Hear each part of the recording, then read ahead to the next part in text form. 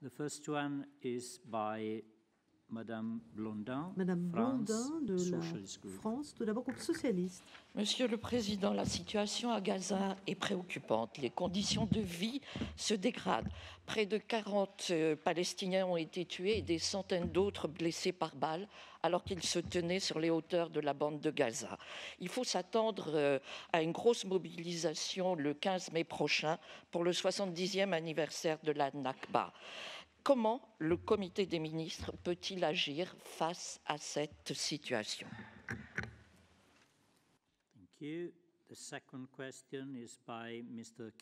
Question suivante, M. Kiral de l'Ukraine, au nom des conservateurs européens. Merci, Monsieur le Président. Monsieur Samuelson, la politique d'apaisement et d'invitation au dialogue envers la Russie a conduit à ce que, par le biais du secrétaire général et d'autres instances, n'a connu qu'un échec. Au contraire, la contribution n'a pas été payée, une personne a été empoisonnée par les Russes, la Cour constitutionnelle ne reconnaît pas les arrêts de la Cour, des atrocités en Syrie, l'annexation illégale de la Crimée qui se poursuit. Est-ce qu'il ne serait pas temps d'être plus ferme vis-à-vis de la Russie? Merci. Je vous remercie. Troisième question, M. Husseinov, d'Azerbaïdjan. À mon avis, la forme la plus correcte de relation est le dialogue. Il est donc étrange que depuis quelques années, nous voyons que le Conseil de l'Europe procède différemment.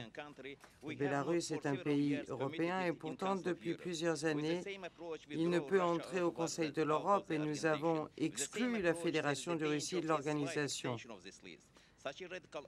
Une telle approche semble indiquer qu'il n'y a pas assentiment, il n'y a pas proximité s'il n'y a pas identité, ce qui n'est pas une bonne approche. Est-ce que le comité des ministres comprend que les ruptures dans l'organisation génèrent bien sûr des problèmes financiers, mais aussi des crises bien plus graves? Merci. Merci. Monsieur Samuelson pour la réponse. Merci. D'abord sur Gaza. La question de la situation à Gaza ne relève pas des compétences du Conseil de l'Europe. Et même si ça n'a pas été discuté au sein du comité des ministres, j'espère néanmoins que la situation pourra s'améliorer rapidement. Les événements récents ont malheureusement fait de nombreuses victimes et l'on ne peut que se montrer attristé face à la souffrance des personnes. La force ne peut être utilisée que conformément au droit international et celle-ci doit toujours être proportionnée. Sur l'Ukraine, comme je l'ai indiqué dans mon intervention, la situation budgétaire est sans précédent, étant donné que la Fédération de Russie n'a pas payé le solde de sa contribution pour 2017 et n'a pas payé la première tranche de sa contribution en 2018. C'est une situation très grave. Et le comité des ministres suit de très près la situation et les obligations de la Russie ont été rappelées dans ce contexte.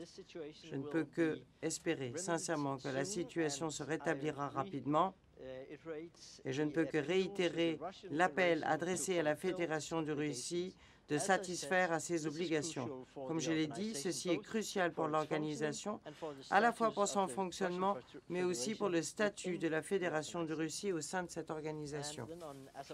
Et puis, à propos de l'Azerbaïdjan, tout d'abord, je suis intimement convaincu de l'utilité du dialogue, mais le Conseil de l'Europe est une communauté de valeurs.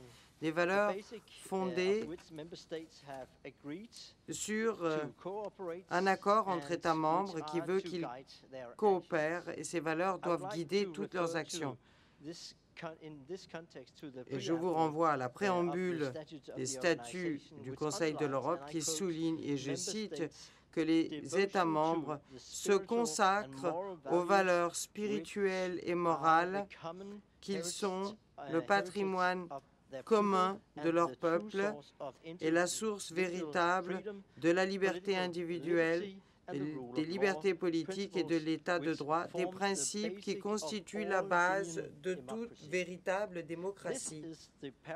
C'est là le cadre de notre action commune et qui doit être aussi notre ambition commune au sein du Conseil de l'Europe. Nous ne pouvons bien sûr pas attendre de tous les États membres qu'ils atteignent tous les objectifs et cet objectif en même temps et de manière uniforme. Chaque pays a sa propre histoire, son tissu social qui lui est propre et son propre environnement économique et ses traditions. Tout cela doit être pris en considération et le Conseil de l'Europe a le devoir d'assister ces États membres afin qu'ils atteignent les normes les plus élevées en matière de droits de l'homme, démocratie et prééminence du droit. Toutefois, les différences qui peuvent exister entre les États membres ne sauraient justifier que ceux-ci s'écartent des engagements et des obligations rattachés à l'adhésion au Conseil de l'Europe. Lesquels engagements et obligations ils ont acceptés volontairement.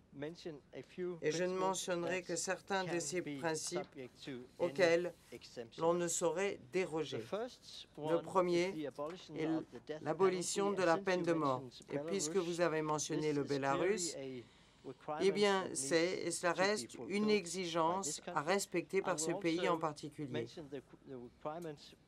J'aimerais mentionner aussi l'exigence de garantir des droits fondamentaux tels que les libertés politiques, y compris le droit à des élections libres et justes, la liberté d'expression, la liberté des médias ou la liberté de réunion, ainsi que la lutte contre la torture, l'esclavage moderne et le principe d'impossibilité de sanctionner en dehors du droit.